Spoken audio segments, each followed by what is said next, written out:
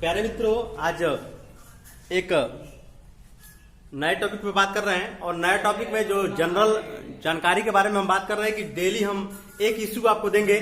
आज एक नया इश्यू पे बात हम करने वाले हैं। आज का एक नया जो इश्यू होगा, चीन 2015 से बना रहा था कोरोना, यह रिपोर्ट के अनुसार हमको पता चला है कहीं से, न्यूज के माध्यम से। क्या ये सही है या गलत है, इस पे थोड़ा सा हम बात करते हैं। आपको बता दें कि किसी को भी नहीं पता है कि जो कोरोना वायरस पूरे विश्व में इतना तबाही मचा रहा है या इतनी दिक्कतें कर रहा है, ये कहां से आया, किससे फैला, किससे नहीं। कोई कह रहा है कि चमगादड़ के सूप पीने से, तो कोई कह रहा है बंदर से, तो कोई कह रहा है पक्षी से, तो कोई कह रहा है किसी न किसी माध्यम से बता रहा है। किसी को कुछ नहीं पता है कि कहां से आया है। आपको मैं बता दूं कि कोई भी बातें जब गलत होती है तो धीरे धीरे जानकारी इसके बारे में तो किसी को नहीं होता, लेकिन आने वाले समय में धीरे धीरे पता चल जाता है कि समस्याएं कहां से हो रही हैं। ऐसे ही चाइना का एक अखबार है, चाइना का अखबार के बारे में बात करने से पहले एक ऑस्ट्रेलिया के एक हमें कह सकते हैं कि खोजी पत्रकार, लंबे समय तक काम करने वाले ऑस्ट्रेलिया के पत्रकार रहे। उनका नाम है सैंडी मार्कसन, और उन्होंने क्या किया, एक ऑस्ट्रेलिया का जो एक क्या है, हम कह सकते पत्रिका या पेपर है, उसमें वीकेंड ऑस्ट्रेलिया के बारे में उन्होंने बताया कि चाइना लंबे समय से क्या किया कि सार्स वायरस को पनपा रहा था या बना रहा था। देखिए, बताया जा रहा है कि 2003 में सबसे पहले यह वायरस आया था चाइना में, और चाइना में जब आया था तो चाइना में जितने वैज्ञानिक और लोग भी, जो बुद्धिजीवी लोग हैं, जो हम कह सकते हैं बायोलॉजिकल वेपन बनाने की बात कर रहे हैं, तो उस पर उन्होंने विचार करके यह बताया कि क्यों ना हम इस वायरस को हम हथियार के रूप में, जैविक हथियार के रूप में इसको बना करके प्रयोग करें और पूरे विश्व पर जो भी दिक्कतें हैं, मतलब हम कह सकते हैं कि अपना आधिपत्य जमाएं। कुछ ऐसा करें कि सारी विश्व में मुख्य देशों में जिसका अपना मेडिकल सिस्टम है उसको हम तबाह कर दें, और जब हम तबाह कर देंगे तो वहां पर हमारा अपना आधिपत्य हो जाएगा। इस तरह से लेते हुए उन्होंने 2015 में, अब डिजोंग जे नाम के पत्रकार हैं वहां पे, 2015 में एक पुस्तक में इसके बारे में जिक्र भी किया है। जो चाइना का बुक है उसके बारे में जिक्र भी किया है, और इसकी जानकारी ऑस्ट्रेलिया के खुफिया विभाग को भी जानकारी थी, लेकिन इस बात को वह बता नहीं सकता था।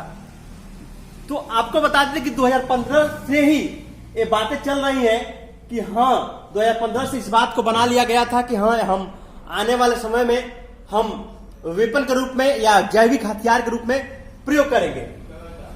दूसरी बात हम बता दें कि आपको पता होना चाहिए कि कितनी बातें सत्य हैं या कितनी बातें असत्य हैं। अगर कहा जाए कि ये बातें गलत है या सही है, हमें कह सकते हैं कि निकल के तो आया है वुहान से। वुहान में इस समय पार्टियां चल रही हैं, इस समय लोग सड़कों पे खूब आराम से अपना घूम फिर रहे हैं, कोई दिक्कत उस पर नहीं आ रही। इस बात का संदेह आ रहा है कि कोरोना वायरस को बीते हुए या आए हुए 2 साल भी नहीं हुआ, फिर भी वुहान की जो स्थितियां हैं सामान्य हो गई हैं। तो हम कैसे कह सकते हैं कि जहां पूरा देश परेशान है, पूरा देश अच्छे तरह से ग्रो नहीं कर पा रहा है, अपने आप को विकास नहीं कर पा रहा है, वहां पे चाइना वहां से विकसित हुआ या निकल के आया कोरोना वायरस, और फिर वहां के लोग अब अच्छी तरह से काम कर रहे हैं, सामान्य स्थितियों पर वहां पे जीवन जो भी है सामान्य स्थिति में आ गई है। आपको बता देना चाहते हैं, वहां की इकोनॉमिक की बात करें, अर्थव्यवस्था की बात करें, वहां पर 2.3% वार्षिक ब्याज की दर से ग्रो कर रहा है। यहाँ पर विश्व का सबसे बड़ी संस्था जो बैंकिंग व्यवस्था है, IMF और वर्ल्ड बैंक, यह अपने आप को अभी ग्रो नहीं कर पाए हैं, लेकिन यह अपने आप ग्रो कर लिया है। इससे संदेह ये भी हो रहा है कि जो भी दिक्कतें हैं वो चाइना में एक साजिश द्वारा की गई थी। आपको फिर बता दें हम कि WHO को सबसे पहले हम बता देना चाहते हैं कि 26 सितंबर 2020 को ऑस्ट्रेलिया के राष्ट्रपति स्कॉट मॉरिसन ने पहले बताया, WHO कहा कि WHO को एक करना चाहिए कि वुहान में जाकर के एक टीम को भेजना चाहिए और पता करना चाहिए क्या दिक्कतें हैं, क्या बातें हैं, क्या सही है, क्या गलत है। कुछ समय बाद जस्ट ही WHO की टीम वहां जब गई जांच करने के लिए, तो उसको उस स्थान पर नहीं जाने दिया गया जहां पर यह घटना पूर्ण रूप से घटित हुई थी। इससे भी एक संदेह के दायरे में बातें आ रही हैं कि जो कोरोना वायरस है वह जो चाइना है बहुत लंबे समय से पूरे विश्व में तबाही मचाने के लिए एक हथियार के रूप में क्या कर रहा था, प्रयोग करने जा रहा था और प्रयोग कर रहा था।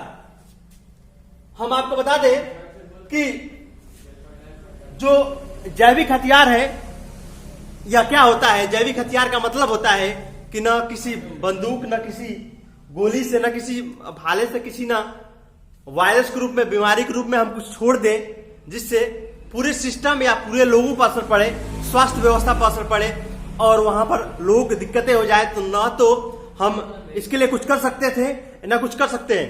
आपको बता देना चाहते हैं कि जो बायोलॉजिकल जो वेपन है या हम कह सकते हैं जैविक हथियार वर्ल्ड वार, प्रथम विश्व युद्ध और द्वितीय विश्व युद्ध में भी इसका प्रयोग किया गया है। इससे संबंधित कुछ फैक्ट बता देना चाहते हैं आपको कि पूरे विश्व में लगभग 10 अप्रैल 1972 में एक समिट हुई थी, एक बैठक हुई थी। कहा गया था कि कोई भी देश जैविक हथियार का प्रयोग नहीं करेगा और यह बैठक 10 अप्रैल 1972 को हुई थी और पूरे देशों ने इस पर 26 मार्च 1975 को सिग्नेचर कर दिया।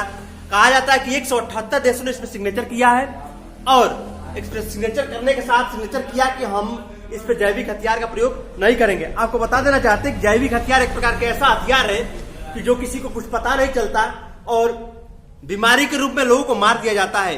यह मानवीय बहुत बड़ी दिक्कत है। हमें कह सकते हैं कि ये चीज होना नहीं चाहिए। और आपको बता देना चाहते हैं कि चाइना इतना बड़ा गलत कर रहा है, कोई इसके खिलाफ नहीं बोल रहा है। आपको बता देना चाहते हैं कि चाइना लगभग पूरे विश्व में 80 देशों को अपना पैसा, अपना कर्ज, अपना ऋण दिया हुआ है। इसके कारण उसके ऋण के तले दबे हुए देश उसके खिलाफ बोलने के लिए तैयार नहीं है। बहुत सारे देश ऐसे हैं जिसको चाइना के पास सामान उपलब्ध हो रहा है, सामान चाइना किसी दूसरे देश को भेजता है, अन्य देशों को भेजता है। कई देश ऋण के जाल में फंसे हुए हैं, इसलिए चाइना के खिलाफ नहीं बोलते। और चाइना इस तरह से अपना पूरा जो प्रोडक्शन है या हम कह सकते हैं अपना व्यापार है बढ़ाते जा रहा है और अपने आप को ज्यादा ग्रो कर रहा है। और लोगों को हमें कह सकते हैं कि एक पॉलिसी है उसका डेप्ट ट्रैप पॉलिसी, हम कह सकते हैं ऋण जाल में फंसा करके और हड़प लेना। इस तरह की नीतियां चाइना के साथ काम कर रही हैं और चाइना इस तरह की सोच रख रहा है। हम ज्यादा से ज्यादा हमारा प्रयास यही होगा, हम अच्छे जागरूक होकर के अच्छा नागरिक होते हुए चाइना के सामान और माल का हम बहिष्कार करें और आत्मनिर्भर बने। जो चाइना से आने वाली जो सामान की स्थितियां हैं उसको हम बहिष्कार करें। आपको बताना देना चाहते हैं कि जो स्कॉट मॉरिसन है, जो ऑस्ट्रेलिया का प्रधानमंत्री है, चाइना से बहुत ज्यादा व्यापार चलता था।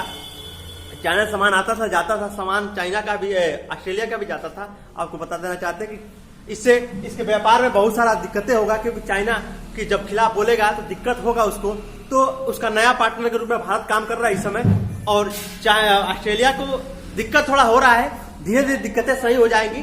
तो हम आपको बता देना चाहते हैं कि अब चाइना गलत किया है और गलत कर रहा है, धीरे धीरे बातें निकल के आ रही हैं। तो आपको ये बातें हम समझाने का प्रयास हमने किया और आगे और भी इश्यू आपके सामने डेली हम लेके आते रहेंगे। इसके लिए धन्यवाद।